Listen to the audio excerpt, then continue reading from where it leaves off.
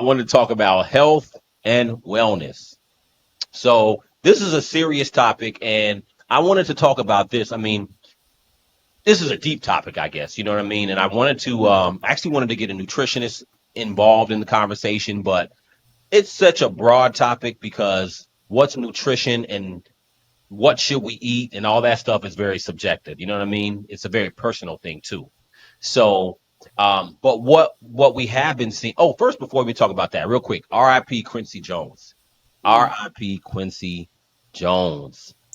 You know what I'm Yeah. saying? And trying to think if there's anybody else that passed since the last time we got together, but It's a um, whole bunch of people. I feel like people dropping like flies lately.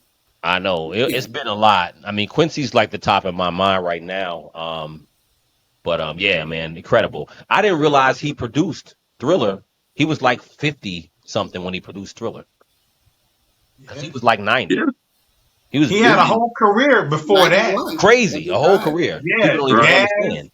Sinatra, like Like Ray Ella Charles. Yeah. He had Fitzgerald. an incredible Yeah, career. Ray Charles. Yeah. Yeah, You know, arguably the best producer of all The time. Wiz, right? Yeah. Yeah, incredible. I mean, A and lot of then the TV dude, shows Yeah. too, right? A lot TV of TV shows. Yeah. So show think about it. He was theme 50 when he shows and did stuff like Thriller. that. So he's what?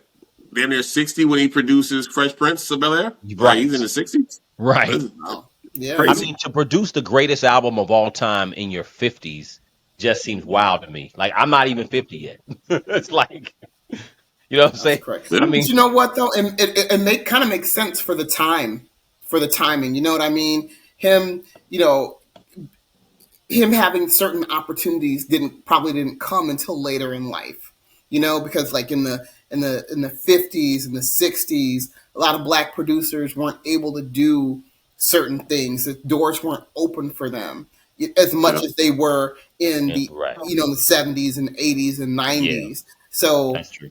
by that time, it was probably a lot easier for him to do certain things, you know, Yeah, and he just was his age that he was at that time. So it's yeah, just it's great that he came up during so many different eras in man. music and was able to do so much. So it's just like Yeah, it's incredible. he was just outstanding in his work. Yeah, Definitely. it's incredible stuff, man. Yeah. Um, well, you know what? Hopefully, we all live as long as Quincy Jones because I think he was like 90. I think he was like 93 or something like that. He was up there. He was born in 33. Hold on. Let me He pour off some definitely liquor lived a real full quick. life. He lived a full life.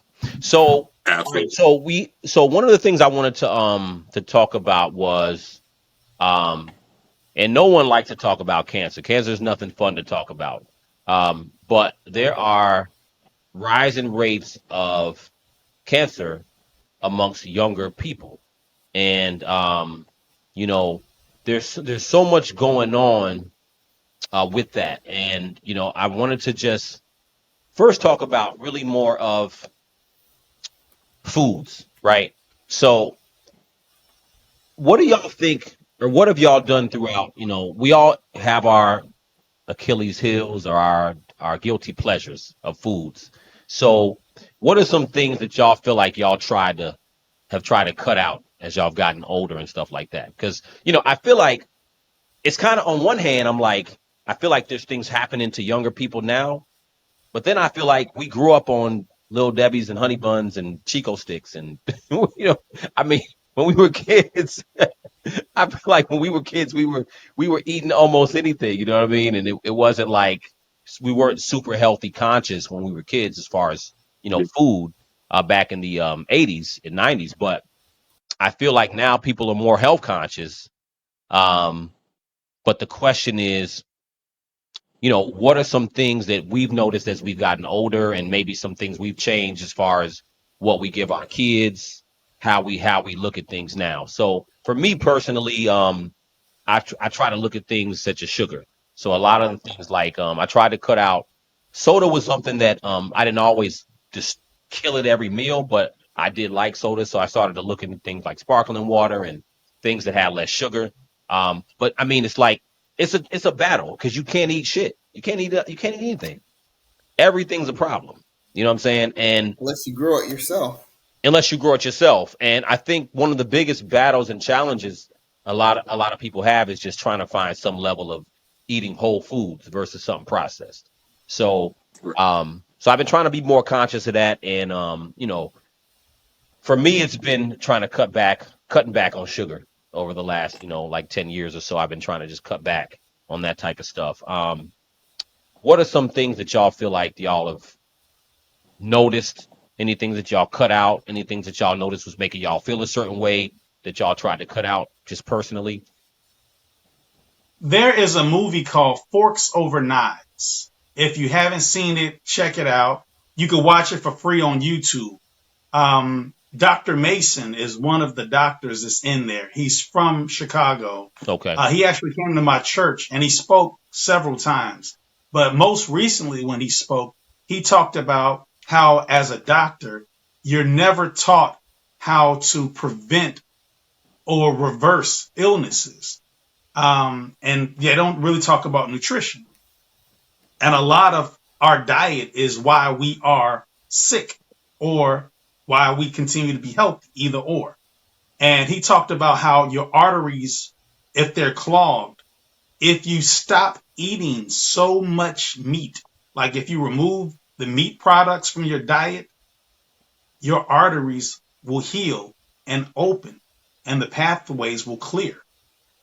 And they conducted experiments of groups of people. So if you watch this movie, you'll see they got groups of people that stop eating meat products and they got healthier. Right. They were better. They were able to put down their medication. Mm-hmm. Like, it's what we're eating. It's like what really you are what you eat, right? They say that, but for real, like, what are we putting in our bodies? So I'm probably in my 4th month of trying to get rid of meat.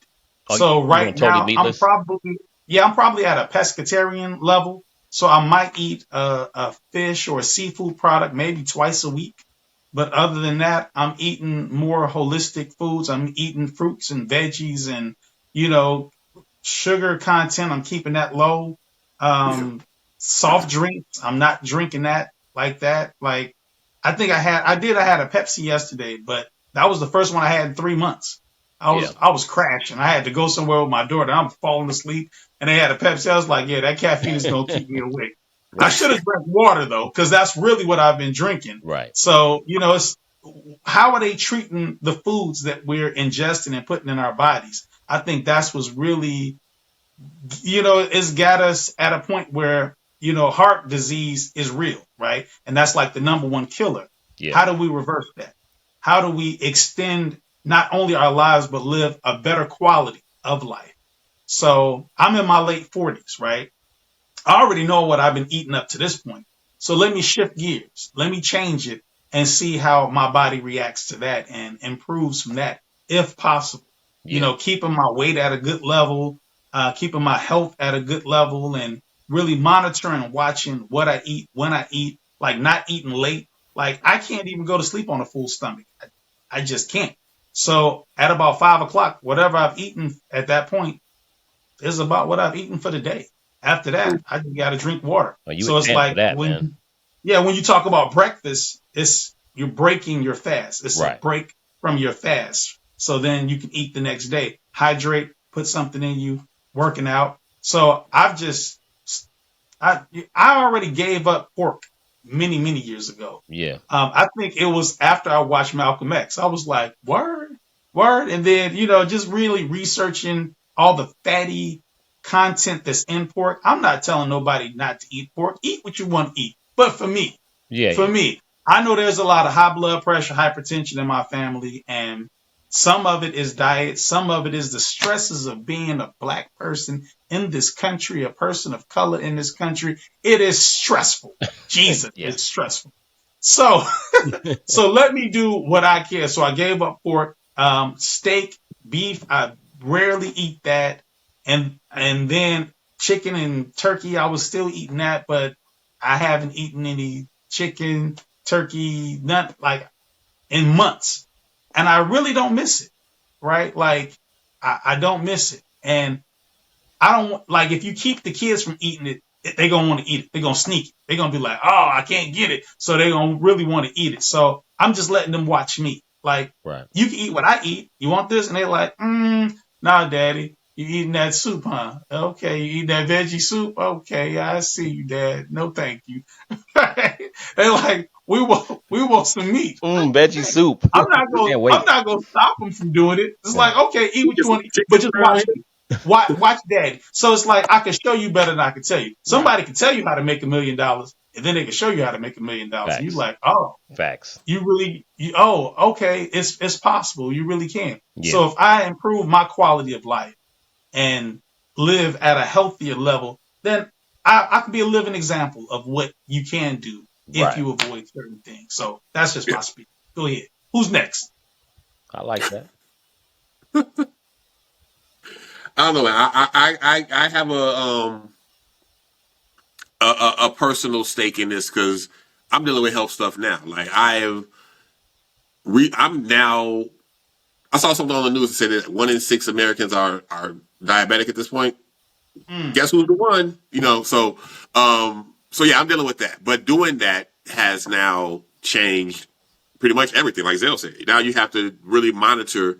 I wasn't really big on monitoring what I was eating before. You know what I mean? Yeah. Until they hit me with this, it was like, okay. Then the light bulb clicked, and it was like, okay, now you gotta. Sugar became the number one thing. You gotta monitor that. Salty stuff. It's just everything that can affect kind of to Bill's point, like the body and cause these illnesses. He's got to kind of be more mindful of what we're intaking. Right. And it's a process. It's not easy to do. It's Yeah. not easy to do. I found though, once I figured out what the issue was with me and they told me it was an issue with sugar became actually kind of easy for me to give up. Because now I know what the problem is. You know what I mean? Like now Right. this is now I know what it is. Let's look at this and let's monitor it. And it became almost instantly it was something I could like almost go without. And Got there's a lot of sugar-free products and stuff that kind of help with that. You know what I mean? Like when you get those urges, whatever. But it became something that was almost easy to do. But it's the being consistent with it, and Gotcha. that's kind of where it goes. But yeah, it's so that's a big thing. And then being active. You can't just be idle and sitting around doing. You have to get the body moving. You know what I mean? Because that's the other part of it too. So Yeah. it all kind of adds together. Well, So, did but you that's have my any particularly? Do you have any particular like because we all have little things that we like particular things. Were there any like particular things that you like that you really liked before that you were like, okay, I can't eat that in particular? Like, is there something that you really liked? No, it was never anything like that. It was more so like I can't. I don't even have to give up sugar altogether, if that makes sense. Like, but it's moderation. Yeah. You know what I mean? So it's everything in moderation at this point. So it wasn't like give up a particular thing for this reason, but you still have to like cut back on stuff. Now, Zell, I will say this: I am a meat eater. Pause. That sounds crazy. I, uh, but it's certain foods that it's hard to give up. Is what I'm saying. So I may partake in that gyro every now and again. You know what I mean? But we ain't eating it like we used to when we were kids. You know, you can't do the stuff that you did at that age now. It Right. has to be an adjustment. So nothing I really had to give up in particular, just like cold turkey, but everything now has to be in moderation. And that's Got what it. that is. Well, the interesting thing is that Antoine, I'll let you rock. The reason why I was bringing that up is because I mean sugar. Like once we as we grow up, we start to see all the things that sugar is in because sugar is like in everything, like damn near Mm-hmm. everything sugar's in. So like for instance, when we're kids, we know Kool-Aid has sugar in it or candy has sugar in it, but we have no idea that there's sugar in ketchup and there's sugar in the barbecue sauce and there's sugar in Right. extra sugar in the orange juice. So for me what I noticed is I'm not a big carb guy per se, but what I did notice is that a lot of the sugar that I was taking in was usually from liquids, and with liquids, a lot of times you don't realize how much sugar you're taking in from liquids because you're drinking it, versus eating it. So that for me, that was something that once I noticed that, I was able to cut out a lot. I didn't realize that carbs broke down into sugar. I never really looked into like that kind of. I was never that health conscious to kind of do that kind of studying, but I didn't know that like the carbohydrates broke down into sugars in your system. Right. So that was an eye opener for me, and it was like, okay, that's now we gotta watch those things. You know what I mean? Like so. That's a hell of an eye opener. I mean, It is you know because what you I'm don't saying? realize how many carbs you're eating or how frequently you're eating it because it's just part of, you know what I mean. But What the it body breaks down into recognizes. sugar in your system, right? Right. So that was a big one. Yeah. That was a real big one. What about you, twin? Oh, the last 2 years has really been a journey for me as far as like weight and health and eating. I went through a very stressful period where I couldn't eat. I was physically and mentally so distressed. I barely ate, I barely slept. And I would say within a 2 to 3 month period, I had lost nearly 40 pounds. And that that's not a healthy way to lose weight. But again, when you are physically and mentally distressed and you can't eat, and you're eating very little, Mm-hmm. and you don't even I didn't even realize it. I literally just I woke up one day, took my son to his doctor's appointment, and realized I had lost 30 pounds, and I was like, damn, you know. That's crazy. So I say that to say that when your body goes through changes like that, especially rapid changes, then your body will start telling you what you can and cannot process anymore. Once I got to a point where I had gotten really thin, I had gotten down, I think the lowest ultimately I lost nearly 60 pounds. And so when I had gotten down to probably my lowest weight, which was like 139 pounds, I didn't look healthy. I didn't feel good. And when I started to kind of get my appetite back and started to sort of eat regularly, like my body wouldn't even allow me to eat certain things anymore because over Mm-hmm. that time period when I wasn't really eating at all, the only thing I really could eat was like vegetables. I ate a lot of broccoli. I ate a lot of asparagus. I ate very little meat. And that would kind of almost be it for the day. And maybe little bites of this or that here or there. And so then when I decided to really get healthy, I'm like, okay, I'm going to get in the gym and I'm going to, maintain this and build myself up, right? My eating habits kind of stayed the same, even though it increased a little bit. My appetite increased a little bit. I noticed how much better I felt when I ate more vegetables. The craving for like the fast food and all the sugary stuff, all that went away. And then when I would eat it, I would feel sick. Mm-hmm. So like I'm now at a point where I don't eat fast food that often. Even like I try to do pizza for my kids every Friday, maybe every other Friday, whatever. I can eat a little bit of that. Yeah. But even like, like if we're running, I'm like, oh man, we got to get something to eat. You stop at that McDonald's. My body cannot even digest that. Like Yeah. it's an immediate reaction where my Yeah. body's like, no, this is not going to work. Yeah. And so as you get older, I think your body starts to tell you what you can't process anymore. But Yeah. I think before you even get to that point, I think if you make a conscious effort to change your diet in moderation and not just fully give up. Sometimes it has to be a taper off process.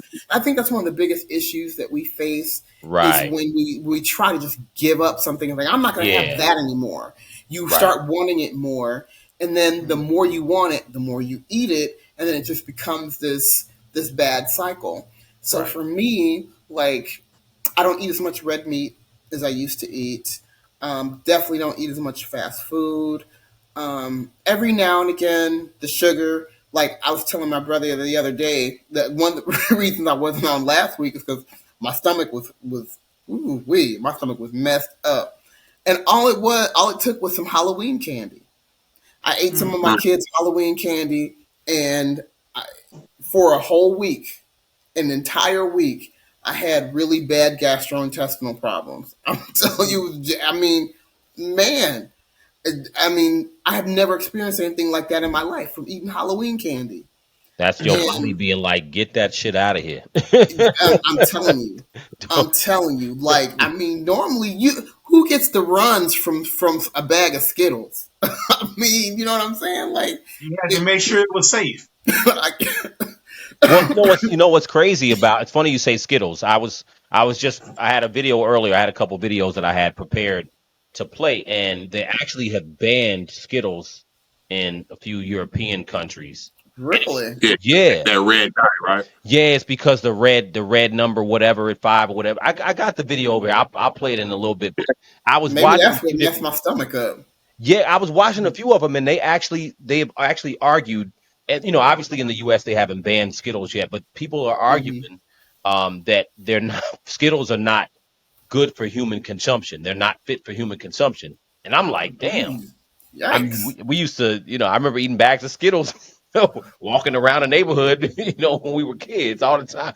Skittles, Starburst, now laters. I mean, but I don't know if the other piece of it is that I don't know if ingredients has changed. So one of the things I did notice, Right, like for example, like yeah, I agree with you as far as food. I think it's about moderation.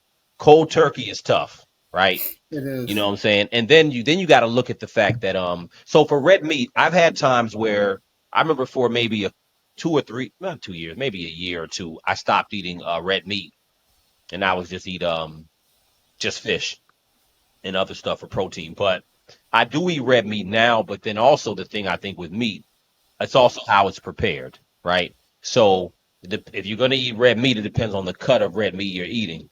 So a lean piece of red meat might be different than um, a burger, you know what I'm saying, or steak burger from somewhere. You know what I mean? It just depends on where you're getting it from.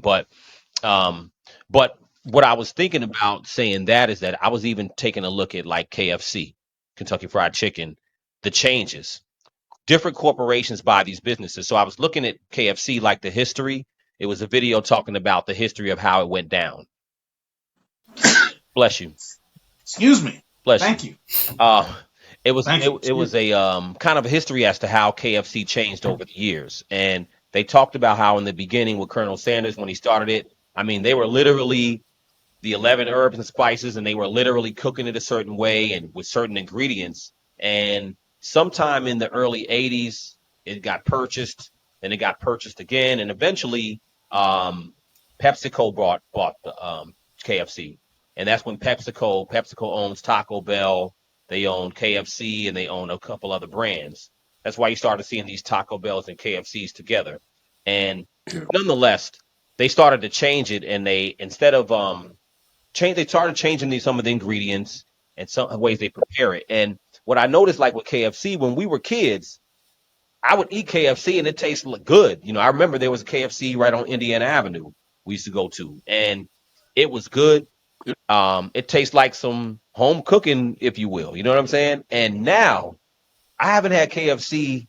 Last time I had last and very final time I had KFC might have been, I don't know, 2010 or 11, a long time ago, 15 years ago or so. Man, I had such a bad headache because they have that MSG in there.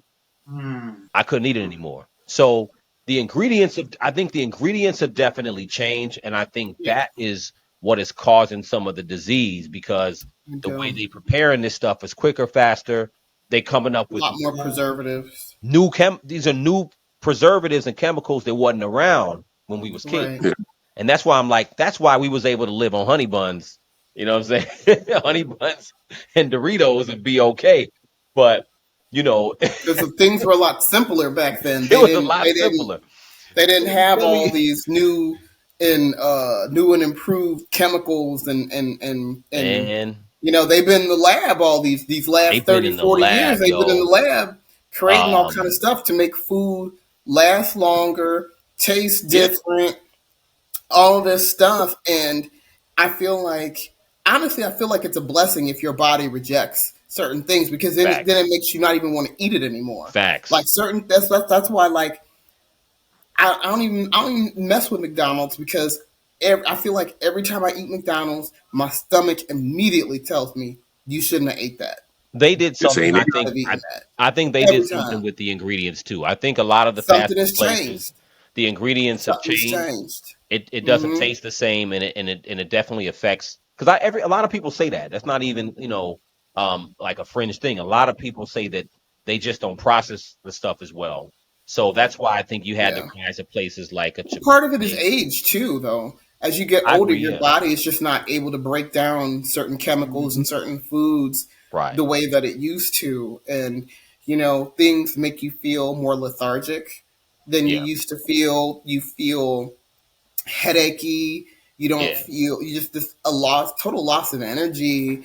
So it's like eat now when once you, I feel like once you change the way you eat, like Zell, you were saying how you start eating more fruits and vegetables and things like that, and you don't miss it, is because once your body gets used to feeling a certain way, and you eat what you like. I'm a total believer in eating what you like.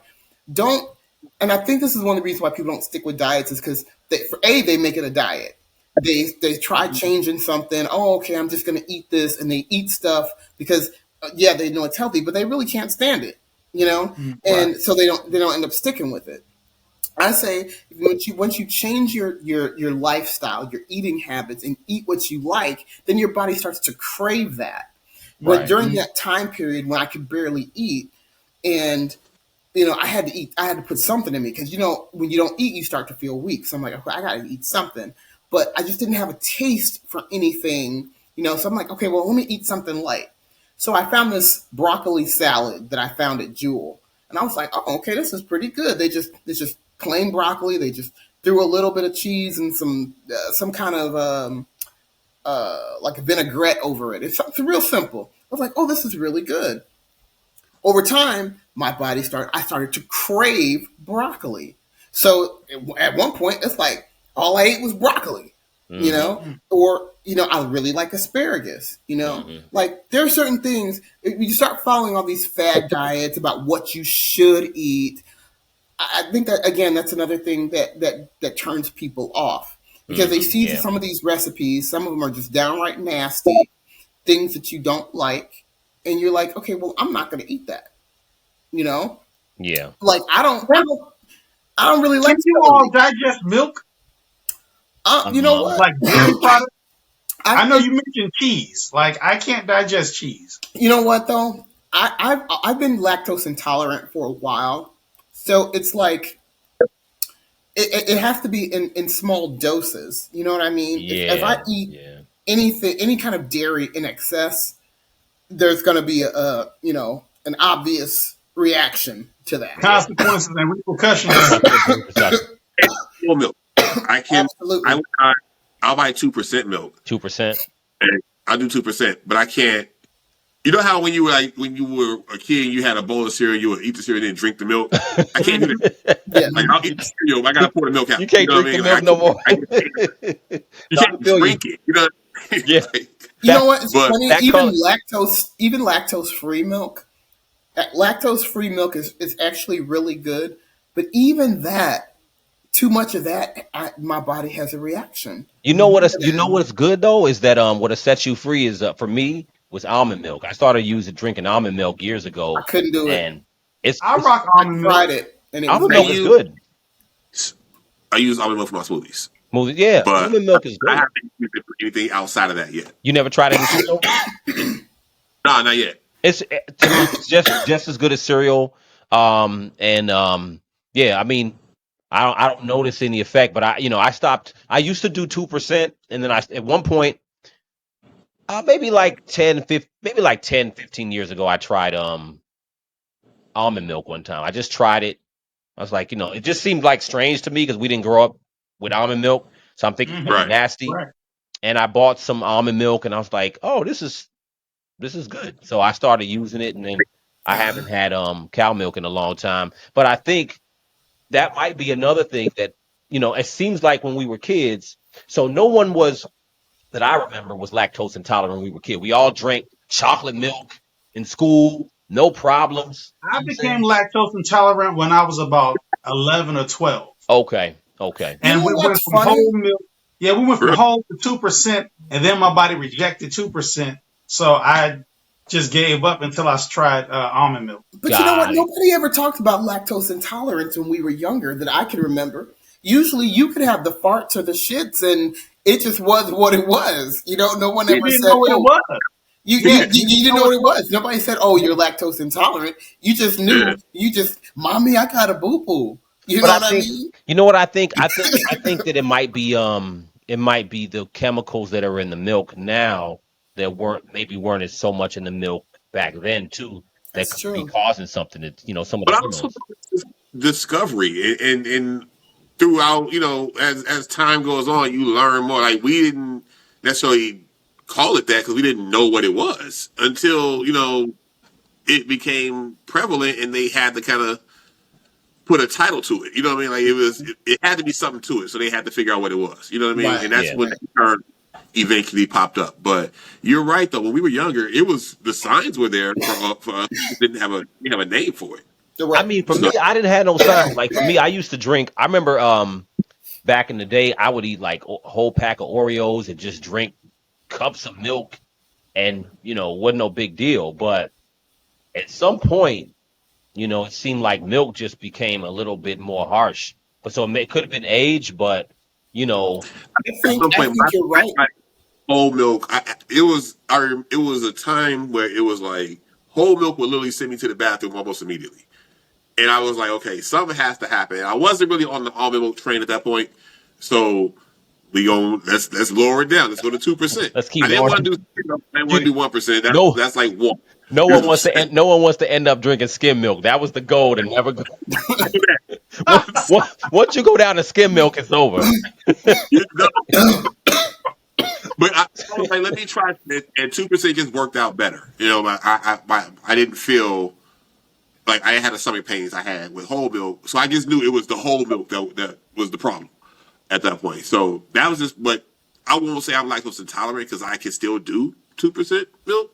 Mhm. Um, I can still do other dairy products, but I'm gonna whole. challenge. I'm gonna challenge all of us because should we be ingesting milk from another animal?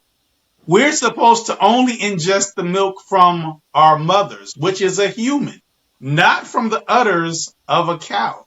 Like Well, no other animal goes around drinking the milk from something else. I We do. listen. I agree with you. Like for We're not me, supposed to do it. for me, the We're not supposed to almond do it. milk holds me down just fine. Now, if I gotta eat a slice of pizza here and there, if I'm gonna eat some cheese, You gonna pay for it?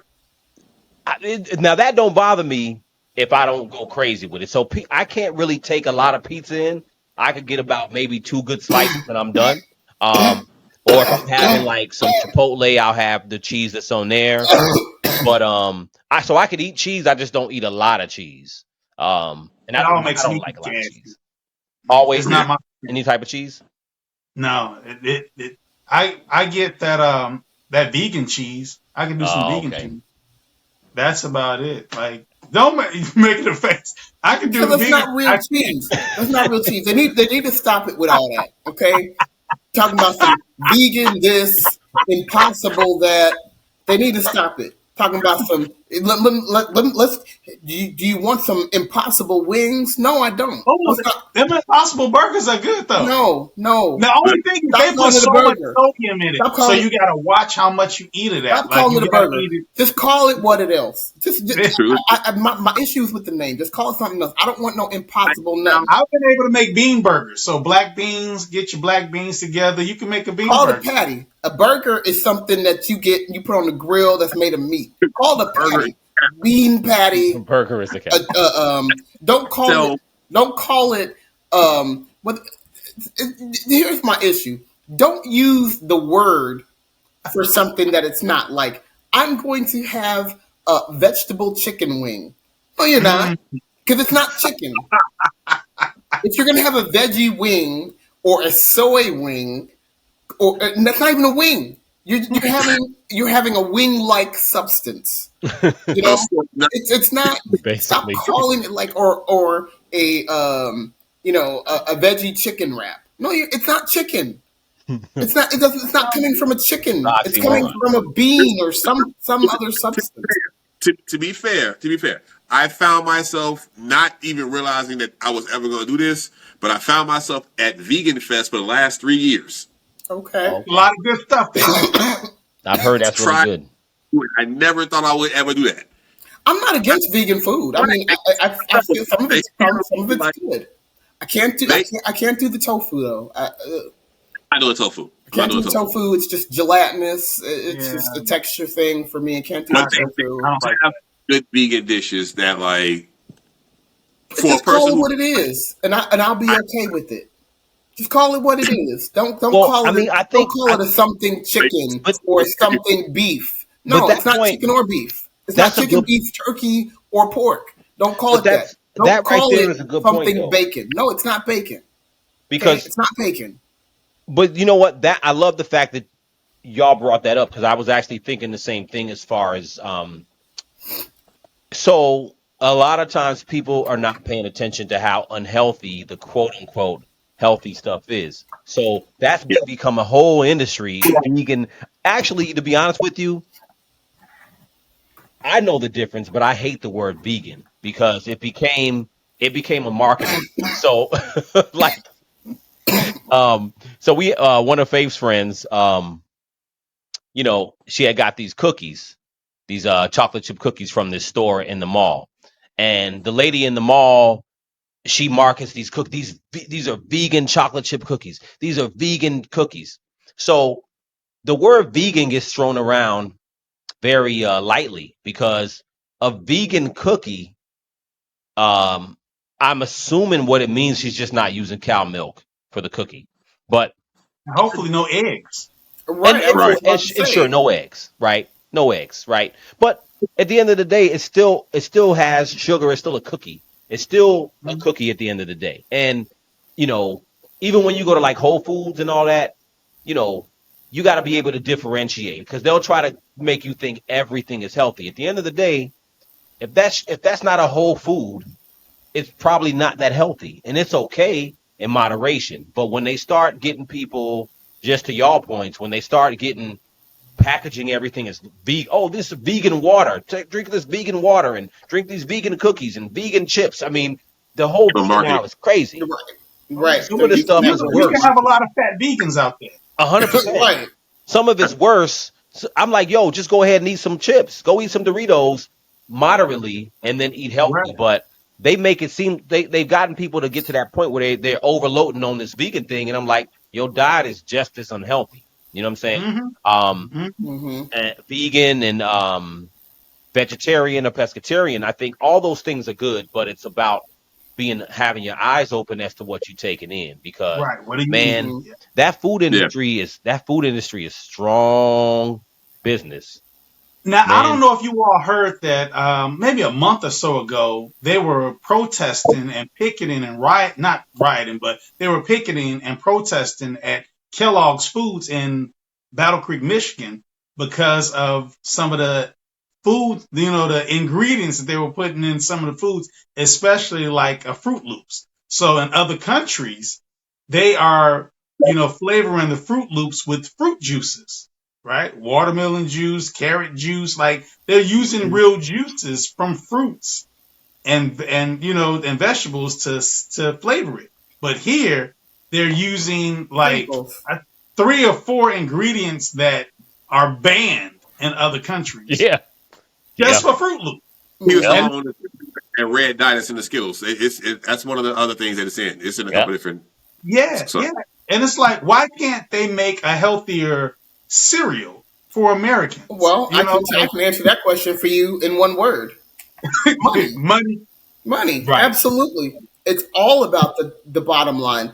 That is the But if you reason. kill even a crack dealer know if you kill your clients, how you get repeat business? Because you're Like killing. like Because like when you're they when you because putting you're fentanyl, like you put because you're killing fentanyl them in your slowly. weed, No, right? You because you're killing them slowly, and what you're we making doing here? money off of them as they're slowly dying, and they're bringing you repeat customers. Oh, this is good. This Yeah, is they the don't need stuff. they Okay.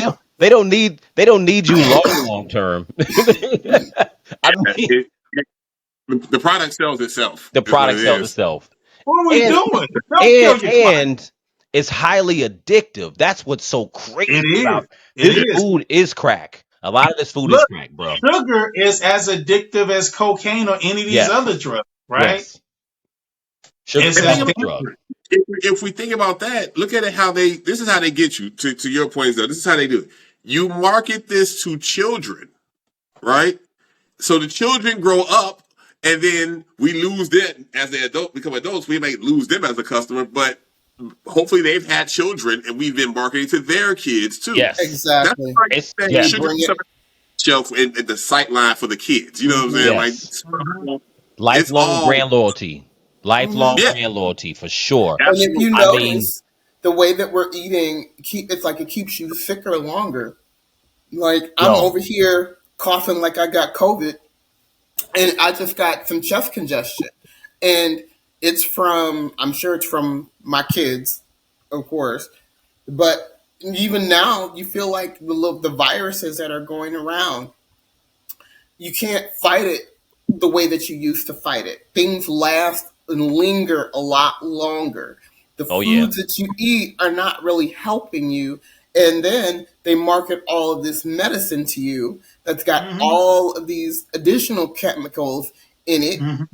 That I before you go to that, because I want to talk about that for sure. Before you go there, I just want to play y'all real quick because y'all mentioned cereal. I just want to play this clip is crazy. Check this out. This is crazy. A few years ago, I was writing about salt, and I went to the biggest companies and said, look, salt has become like this public enemy number one because of its links to heart disease. And why aren't you like cutting back on your use of salt?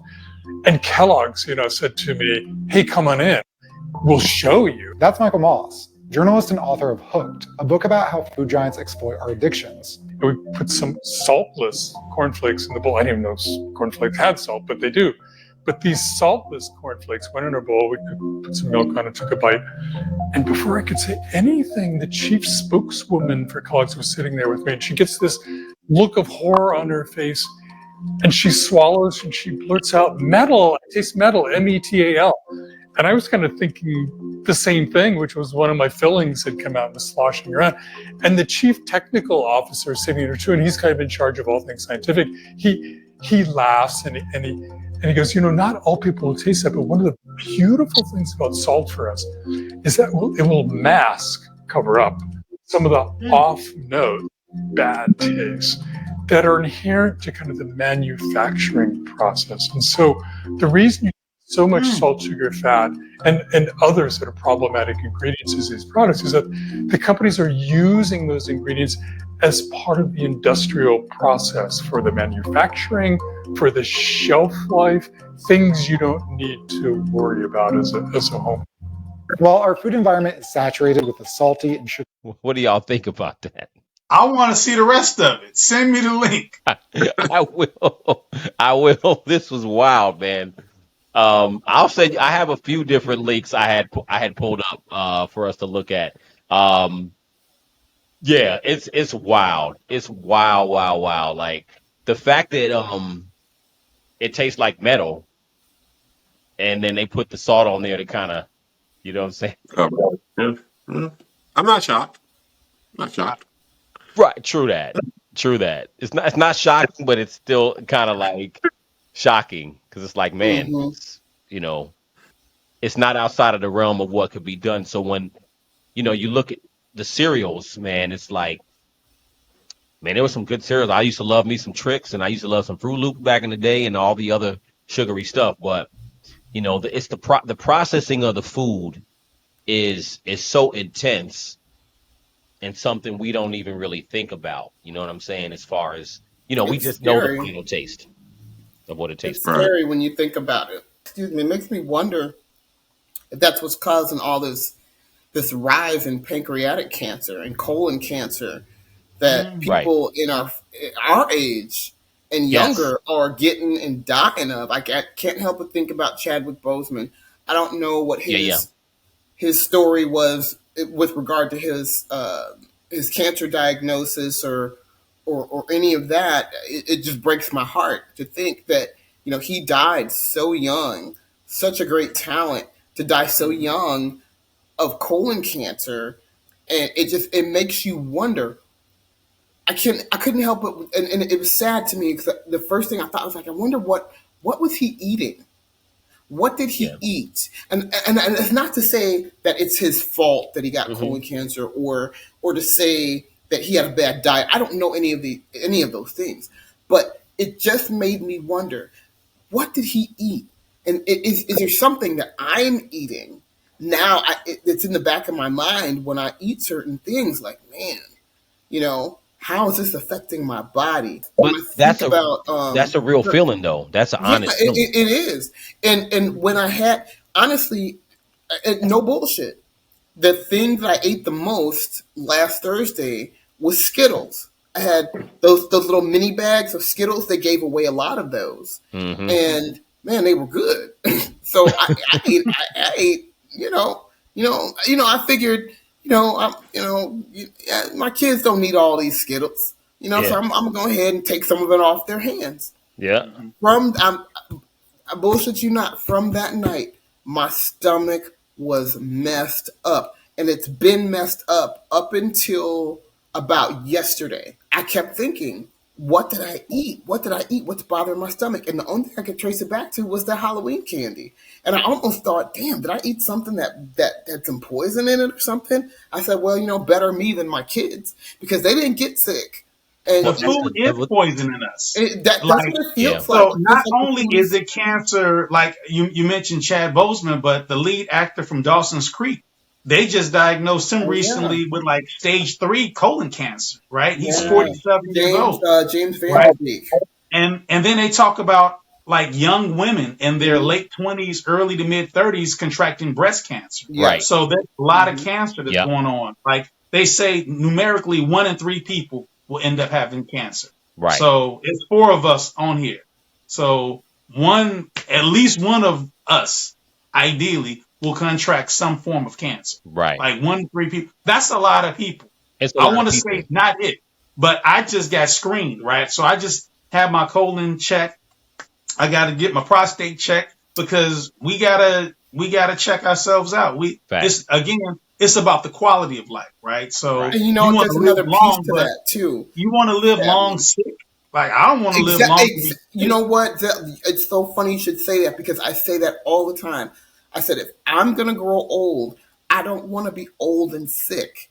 I want to be Yeah. old and viable. I don't want to Right. be an old person that is trapped in a bed, Yep, or have somebody push me absolutely. in a wheelchair and stick me in front of a TV all day. I Yeah. want to be one of them old people that's eating shrimp and flirting with the geezers on one of them old people cruises. Yeah, Playing yeah. Golden shuffleboard. Bachelorette. Exactly. I want to still be driving at 90 years old, Yeah. honking at people. You know what I'm saying? All kind of stuff. I'm gonna be I can old. see you, golden brown bachelorette.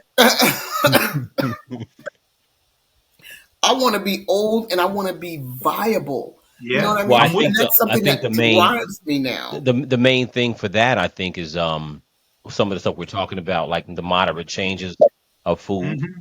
and really Mm-hmm. understanding, because some people get older and they like, we all know people who've gotten older and they're just real stubborn, and they're like, I'm not changing.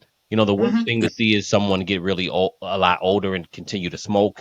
Who are And what they say, I gotta die from something. We all yeah, gonna die from something. I would offer something, and it's tough. I mean, people You have don't have to be. it don't have to be right, You don't have to be. and people grow into certain habits, and you just can't sway them away. You know what I'm saying? So, Mm-hmm. Or to see to people your that are point, our age and well, they look like they're Don't they 10 look to bad? 15 Don't they look let me bad? years play let older. me play this real quick too, because this was another thing. Just speaking to what y'all talking about real quick, was exactly this whole point. I just want to play this thing about young people and cancer, because I'll just play a small piece of it, because it's definitely something that is a topic that is people are really paying attention to, or starting to pay attention to now. What is really alarming oncologists is the sharp rise in cancer incidence among young people. I was 35 when I was diagnosed, kind of in early 2023. I was diagnosed with stage 3 rectal cancer at that point. I would lay in bed and type in the symptoms that I had, and at the bottom it was always be stomach or colorectal cancer, and I was like, that can't be me. That's what my grandparents used to worry about.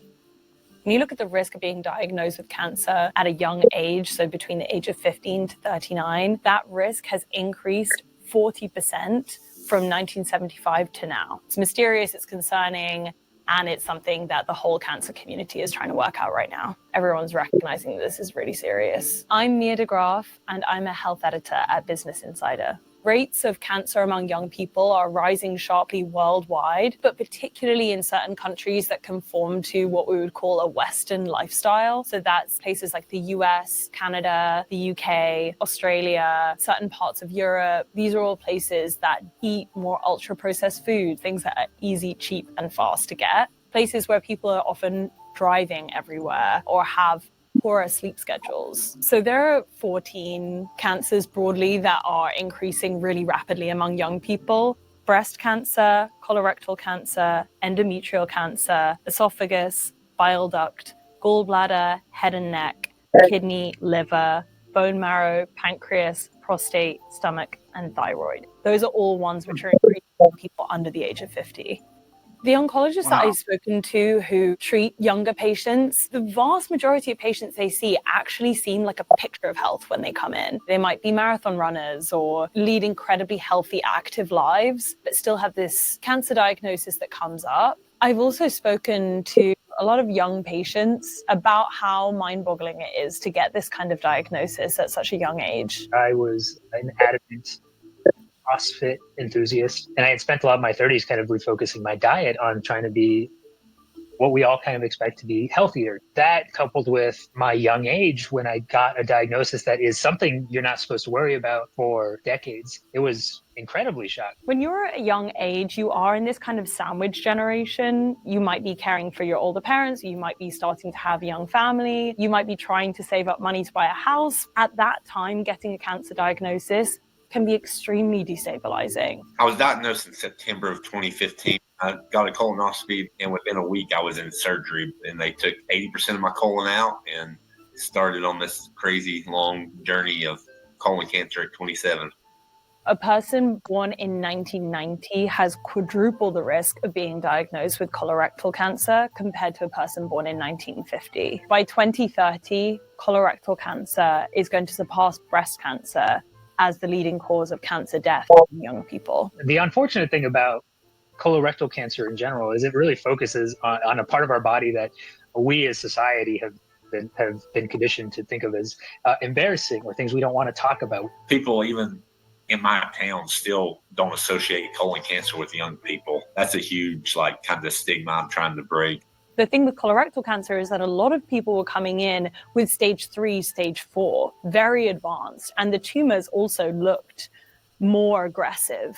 This is something, obviously, which was a huge conversation when Chadwick Boseman died.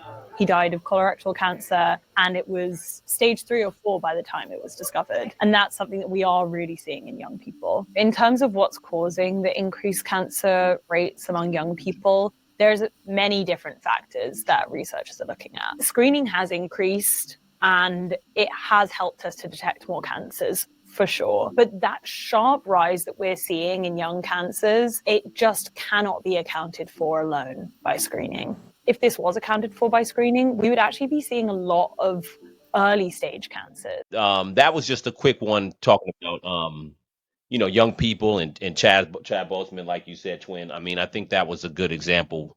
But you never really know. I think the biggest thing is just trying to get some level of some type of whole foods and trying to get some actual food in your diet. You know what I'm saying? Because I think one of the biggest things is, I think it's just as parents, as just a society in general, is that we live such a busy lifestyle, and we have become conditioned to want and expect convenience.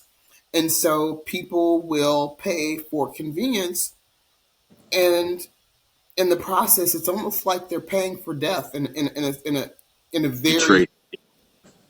very broad way. It's like you'll pay all this money for all of this ultra processed fast food that tastes good and is saving you all this time, but in the long run, what are we gaining from that, you know? Right. And that was something that I talked I had to have with myself as well, because it's like, you know, as a single parent, when you're tired and you've got a schedule to keep for yourself and for two other human beings, and there's stuff to do and you don't have time, and now you're tired and you don't know what to make, and you've got picky children, it's really easy to fall into a habit of, I'm just going to go pick something up to eat. Right. Or, you know what?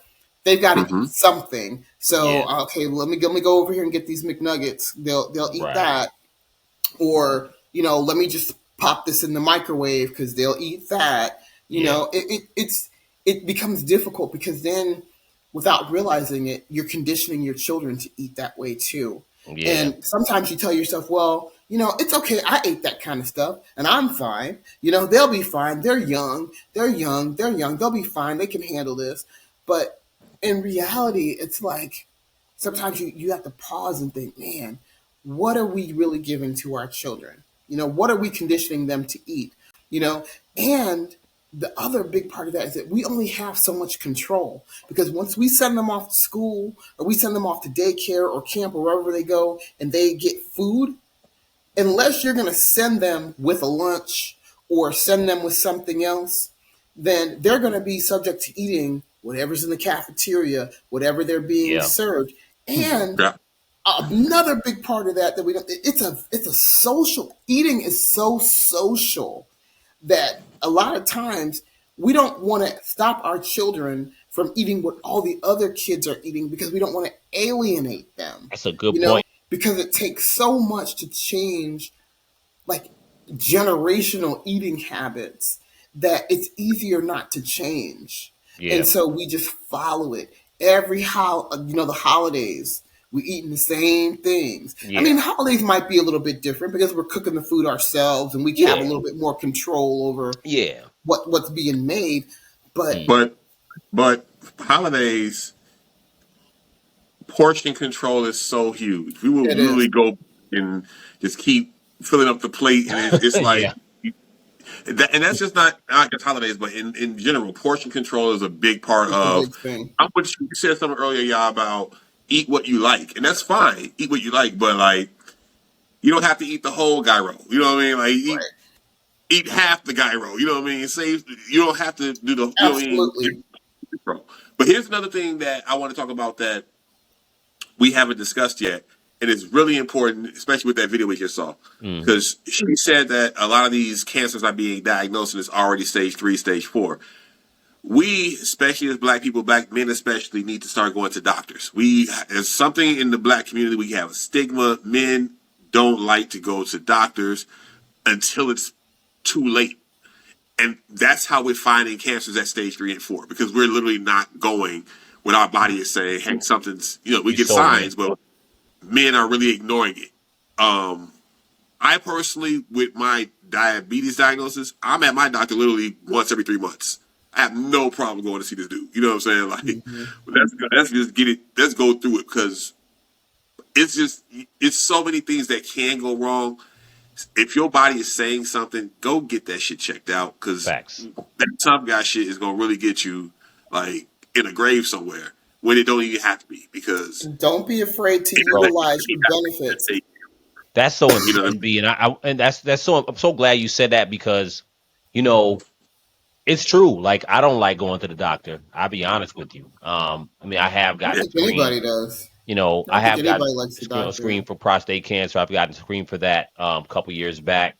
Yeah, I mean, and I did have, my blood pressure was slightly high a couple years ago when I went to the doctor. So just to add on to that point, so the last time I went to the doctor as far as high blood pressure, this was a checkup. She said my blood pressure was slightly high. So she immediately started to try to put me on some drugs to lower blood pressure. Now, I'm not saying people shouldn't use drugs. One of the things I was focused on at that time, this was like 3 years ago, I was like, okay, I already exercise a lot, but I was focused on doing different type of exercise, right?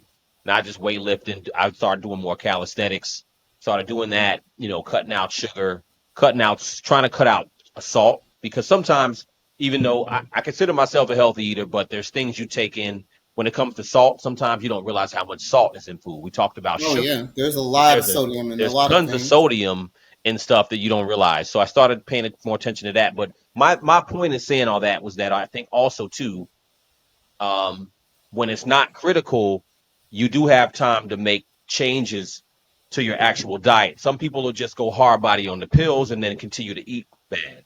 And I think that's not a good idea too. I think a lot Mm-mm. of times, and not just in the black community, in America in general, a lot of times we'd be like, okay, I don't want to change nothing. Just give me the pill so I can, keep eating what I want to eat and then take the pill. And I think that's a And then bad. they die anyway because that's not really the fix. You know what I It's a mean? Nope. mask. It's a mask of that, But I think that's a great point as far as going to get checked, because that is a big problem as well. And but I was going to ask you, B. So is that something a lot of people don't actually know a lot about diabetes?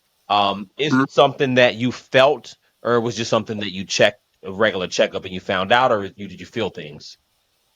I felt a lot of different things, and I didn't know what they were. And my symptoms all they just kept happening to the point where like something's off. You know what I mean? Like Was it I like lost dizziness? weight. Huh? Was it No, like it wasn't this. It was a lot of, for me, I felt really dehydrated.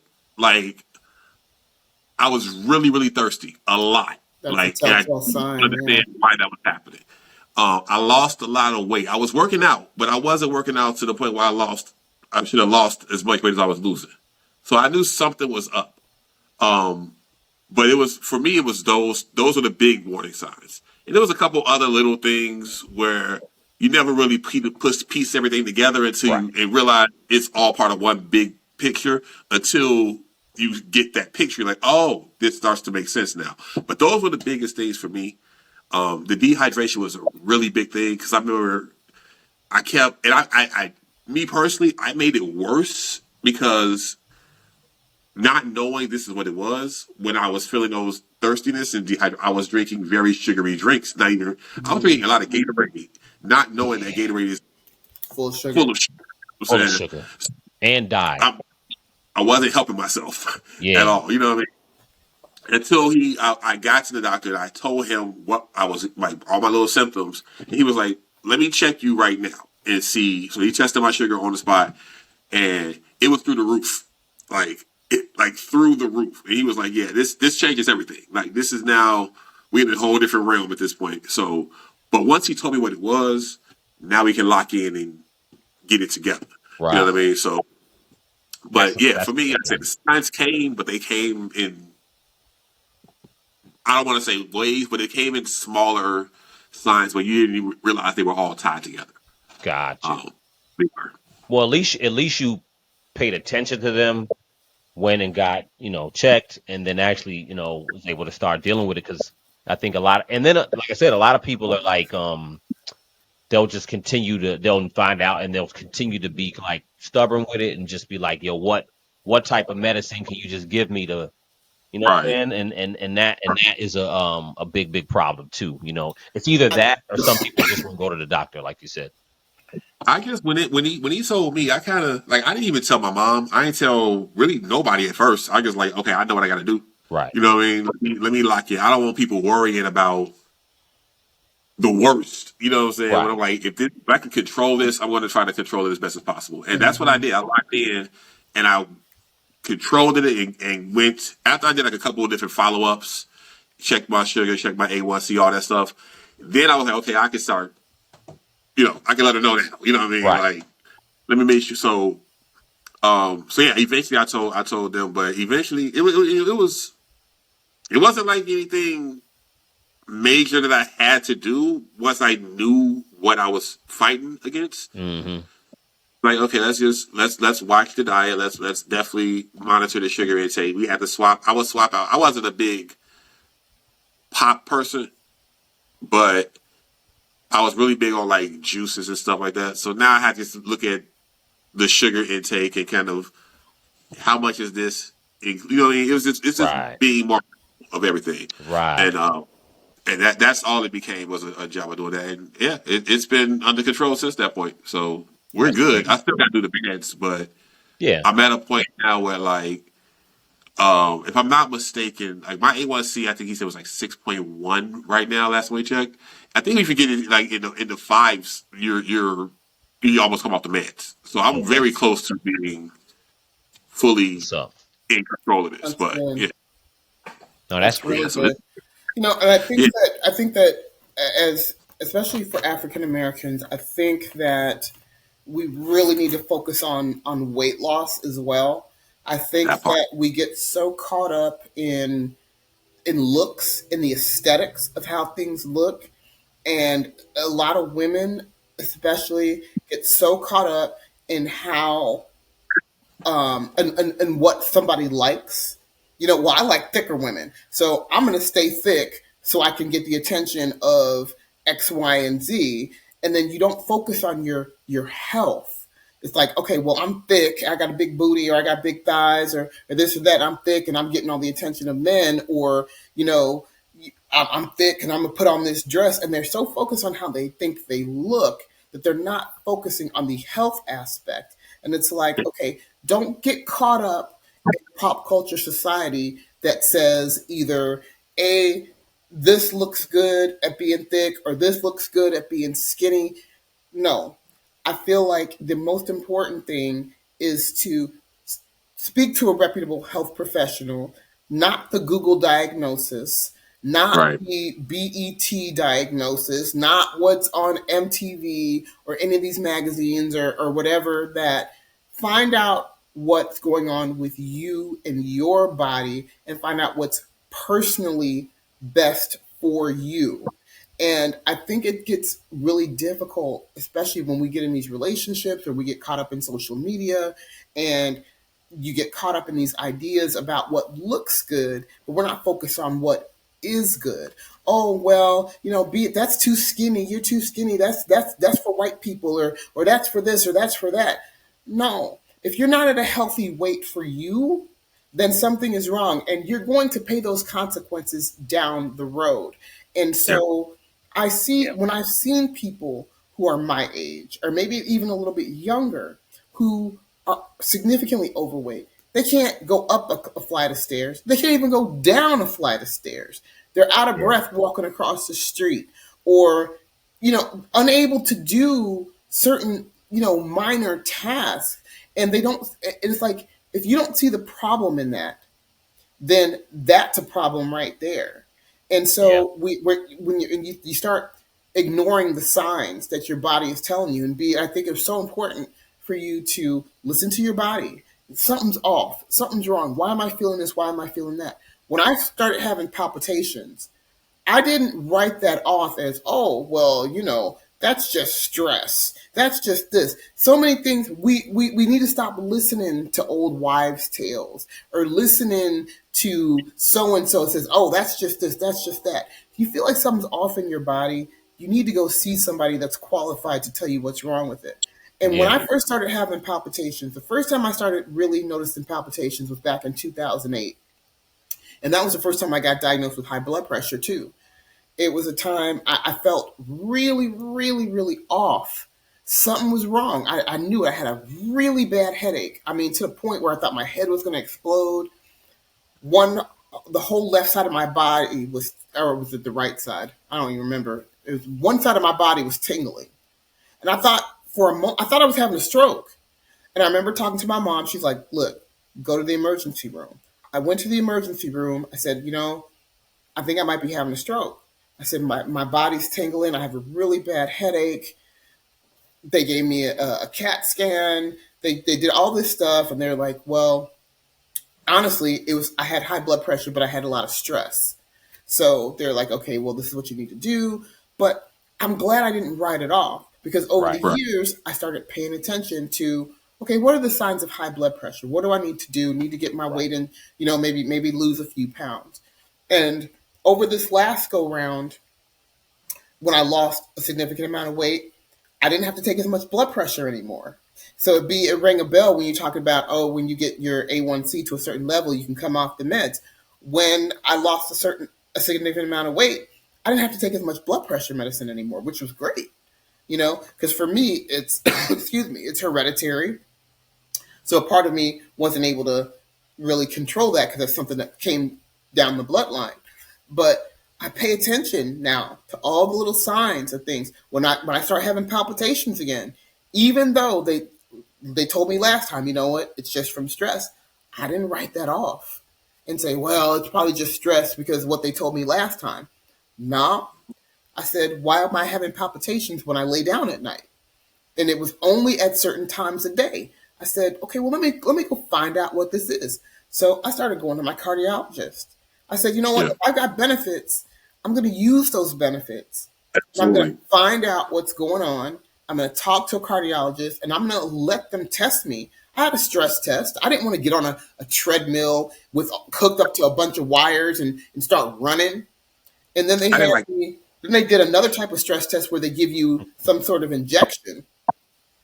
And oh my God, that is one of the worst things ever. This medicine that they give you, it makes your heart speed up.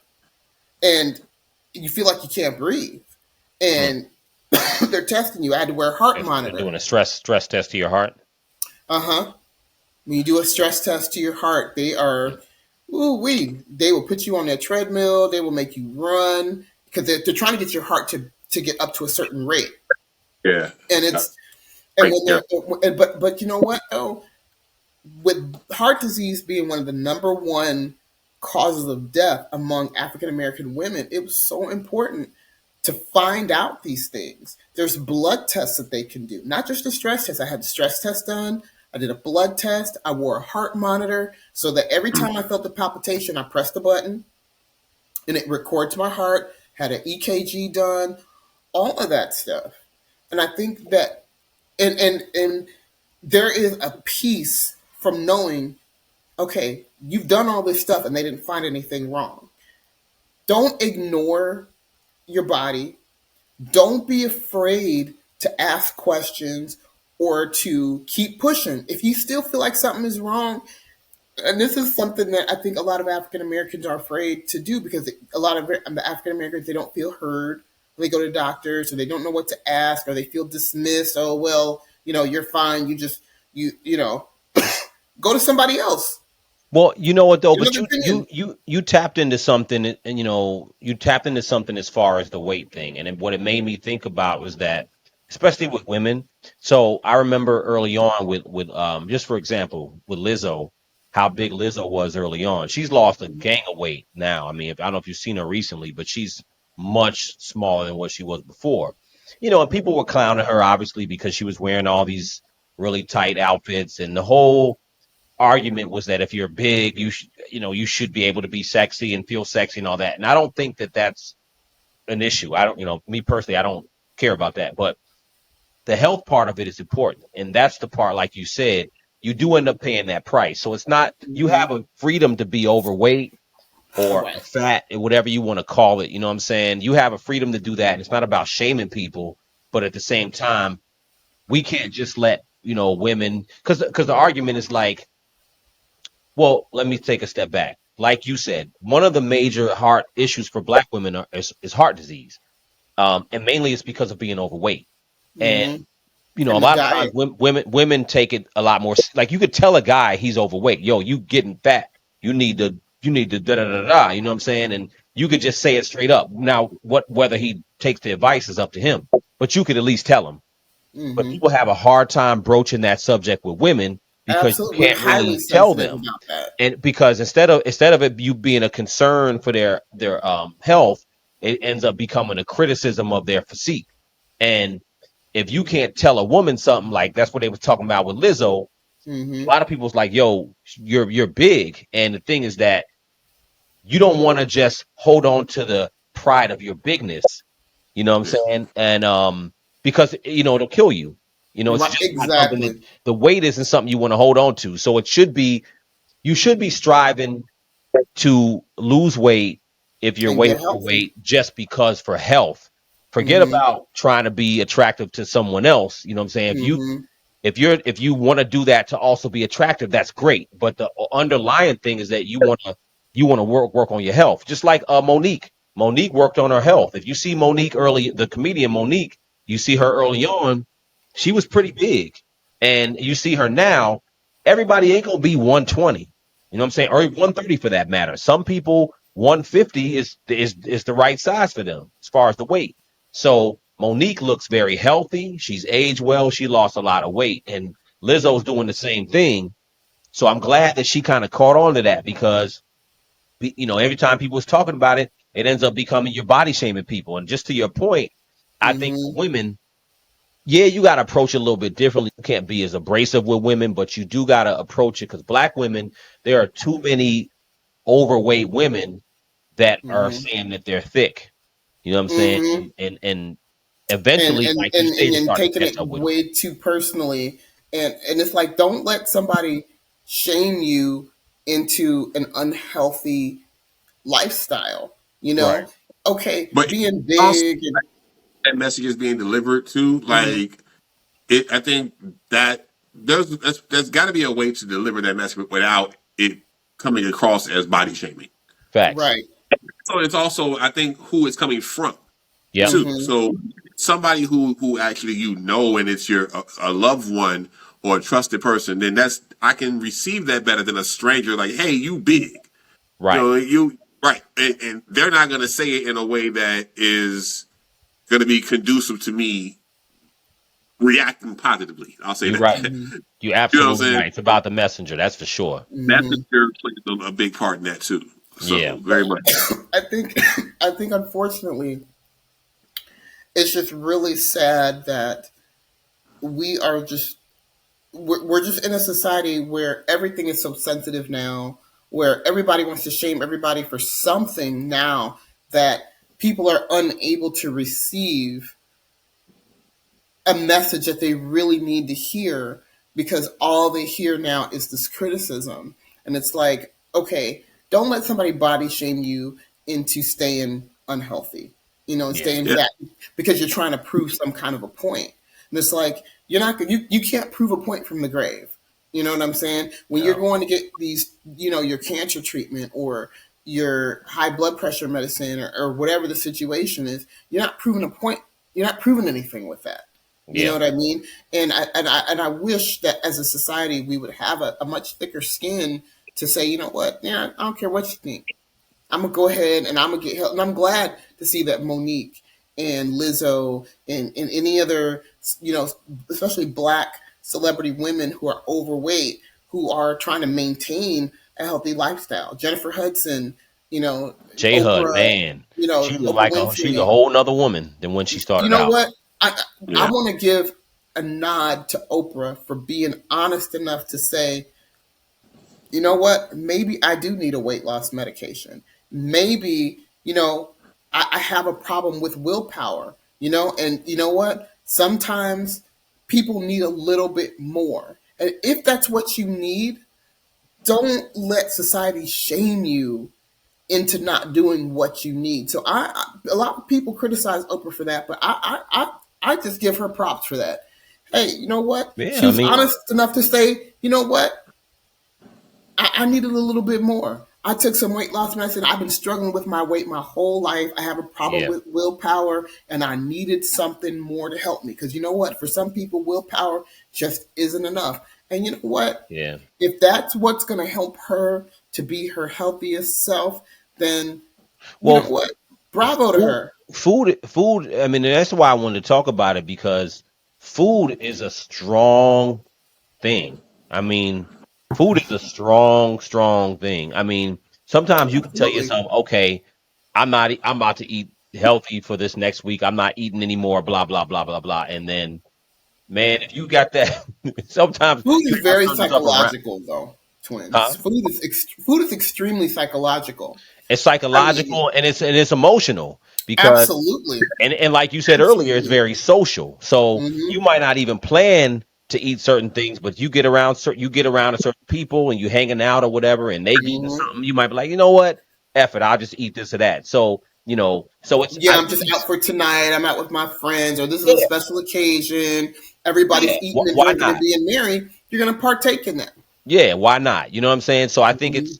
I look at it, I look at a lot of things as you make good little decisions one day at a time. You know what I'm saying? So sometimes, Absolutely. you know what I'm saying? Like sometimes I just look at stuff where I'm Absolutely. like, okay, I'm not going to I don't always focus on long periods of time. I mean, generally I have you try to form like a habit, a lifestyle, Hmm. right? Hmm. And then lifestyle becomes, if it's a good lifestyle, then it becomes somewhat continuous, but you may Hmm. not be perfect all the time. And then sometimes you might have an urge, like B said, Hmm. you might have an urge for the gyro, and then you like, you know what, today I got an urge, but I'm gonna do something different today. And then some days you might be like, you know, I'm gonna go ahead and eat XYZ, but I may be a smaller portion, whatever it is. So it's little decisions, little bit at a time. But food is not something easy for people. And at the end of the day, that's really what it is. It's a very conscious decision too, and I think that we get, like I said, we have generational patterns of eating, and you can see that. Like, have you ever gone out and you noticed a family where everybody was big, even Mhm. the little kids? And yeah, sometimes when I see that, it kind of almost makes me sad in a way, because I'm yeah, like, you can look at this entire family and you can see a generational pattern. I yeah, bet you the parents were probably overweight, and yeah, their parents were probably overweight, and now they have children already. I mean, these are like grade school, even or younger. They're already overweight, and yeah, it's like you can see this pattern that's going to continue. And I bet you in there, because you see them out to eat, right? And they're all eating bad food. yeah, Everybody, they have a big table full of horrible food, yeah, and they probably eat like that on a regular basis. yeah, Yeah. yeah. And They'll it have takes, all the snacks, all the chips, all that stuff in the and they're house. probably drinking gallons of soda a Gallons of day. soda, yeah. Yeah, yeah. And it's like, until you make a conscious effort to change your eating habits and change that pattern until it becomes a habit. Because, like you said, typically, was it like 3 months it takes for something to really become a habit, they say? Be consistent because it's going to be so You got to easy be to fall back. consistent. Hmm. It's really talking to your old ways. So Hmm. Mhm. consistency is key. Yeah, it don't Hmm. take no time to fall into it. It Hmm. don't take no time to fall into a pattern, and it don't take no time to fall back into a bad pattern after getting into a good pattern either. So it's definitely I mean, and that is so true. And so yeah, that's why I think it's so hard, because it's such a conscious thing that you have to do. You, yeah, like you said, it on really a is. daily basis, you have to make a decision. Okay, you know what? I'm going to eat good today. I'm going to have Yeah, this today. Or like you said earlier, B. Okay, you can have the gyro, but you don't have to have the whole gyro. Maybe just have a little bit. Practicing portion control, understanding your Portion. body, and saying, you know what? I might not be full with this. So maybe I have a little bit of this and a little bit of that to help fill me up. Drink more water to fill my stomach up. Different things like that, finding different ways to make sure that you're satisfied and to prevent yourself from mindless eating. That's well, having a desk job. And you have to figure out the why too. Like, why am I eating? People Why am I stress eating? eat. People, you know what I mean? Like, facts, Mhm. depression will facts. lead you to eating. Like, what? Why am I hungry? Do I really need to eat right now, or am I eating because I'm bored? In my Yeah, You know? opinion, exactly. Like, you hit the nail on the head. In my Yeah. opinion, one of the number one reasons why people eat snack and stuff is out of boredom, yeah, Yeah. fidgeting. Sitting at yeah, home, having a desk job is probably one of the biggest leading factors to mindless eating. When I was working You in the know, office, and even at home, sometimes I have to catch I myself. have a desk job. I have a desk job at Hmm. home. I Hmm. understand. Me too. Me Like, too. yeah, I work from home. I'm 100% yeah. remote.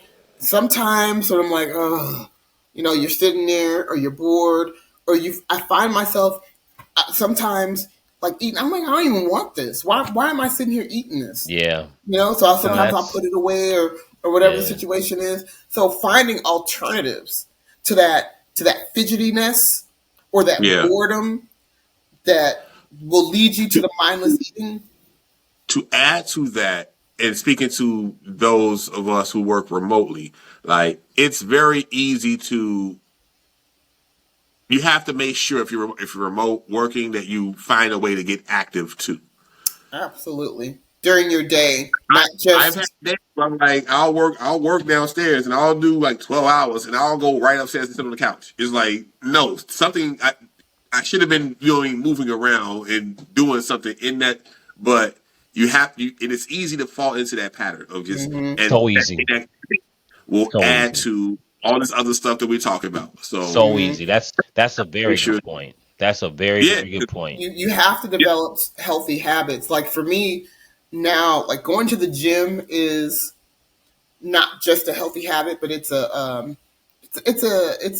mental outlet for me to help please. reduce my stress. So it's something that like it's just a part of my lifestyle. It's just Hmm. something that I do, and it's part of my schedule Hmm. now. So it's easy for me to do because it's built into my day. It's built into my lifestyle. So making time to go to the gym, I even made accommodations to where it's like I found a gym that has childcare.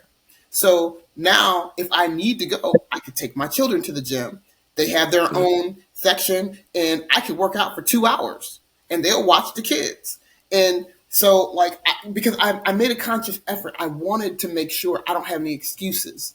Yes. I like working out. I like lifting weights. It relieves my stress.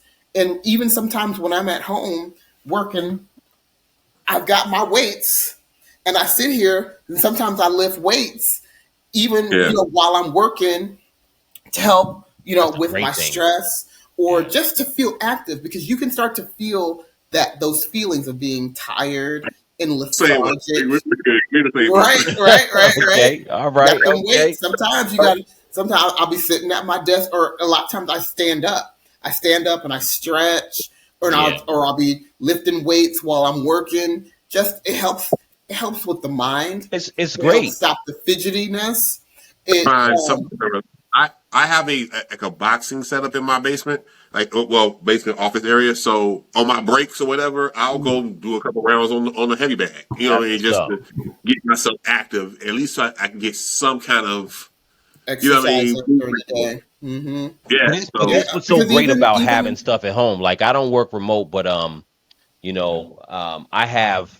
I used to go to the gym, but the gym for me takes up too much time to like as far as the getting there, coming back. I don't really have time in my day like that, like I used to.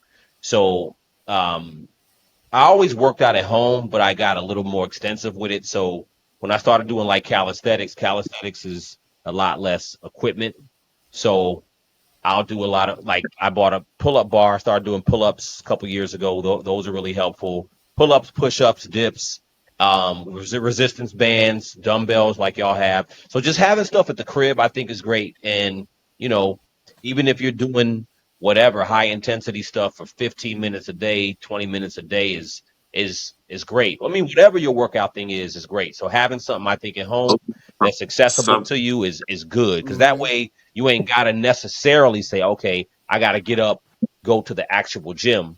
If you do, great. But if you don't, at least if you're home, you still can get a workout in and stuff like that. So I as think and, long as you're making you right, have to actually make use of the stuff. You know what I mean? you got Like to make use of it. And you know you what? gotta Doing a little bit of exercise is something that will stop a lot of that mindless eating because I notice when I start feeling fidgety and I start feeling antsy sitting here, if I get up and I start stretching or moving around or doing some stuff like that, then I no longer that takes my mind away from any kind of mindless eating. You know what I hmm. mean? Yeah. And that is so beneficial to cutting back on any of these unnecessary calories. Because if you're not even hungry, it's like, why are you even eating this?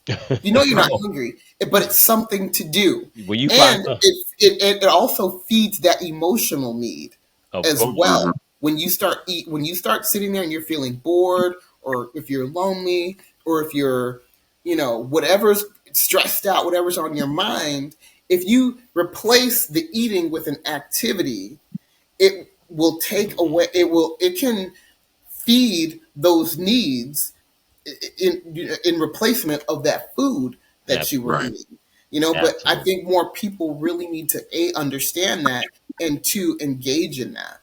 Yeah, now that's a great point. I mean, it definitely something that the emotional eating aspect of it, or eating outside of being hungry, is for sure. I mean, we live in America, man. Like, we have the luxury of Snack capital of the world. we have Mm. luxury just eating because I mean other places they eating actually to literally survive, but we just eating outside of our we just eating before we get to our main meals. We just eating in Hmm. between just to be Just to eating. be So eaten. that's a Yeah, great they point. eat to live. We live to eat. We live to eat. That's You got that right. Well, I appreciate y'all. I ain't gonna hold y'all all night. This is another great conversation too, because Absolutely. you know, Absolutely. we kind of scratched the surface on it, but it's a real thing, and I think that as far as the food diseases, I want to do another. I'm gonna do another one on this, and hopefully I can get you know, I'm always like when it comes to nutritionists and doctors and all that stuff, like it would be more from how do I say this? It would be more from an informational standpoint because everybody has their opinion. You know what I'm saying about what you should eat, what you shouldn't eat, and there's many people. I mean, there's tons of physicians, for example, that aren't physicians aren't really taught to be health based for the most part. Not all of them. Not all of them are not. How do I say it? Not all of them are ignorant to nutrition, but a lot of physicians are busy and they're regular people themselves, and it depends on what they practice as well. So it's being healthy is very subjective, is my point. You know, and I think it's being healthy. It's good to have different perspectives on it because yeah. everybody have different body types and different things that affect them as far as what they eat. So I don't think health in certain aspects is a one size fit all. But Absolutely. there are some things that everybody, as far as reducing sugar, making sure you're hydrated, there's certain things that affect everybody, but there's other things that are nuances of things for each person. You know what I'm saying? So, all right, y'all. Well, All right. Much enjoy. love, y'all. Much love. All right. Enjoy the weekend.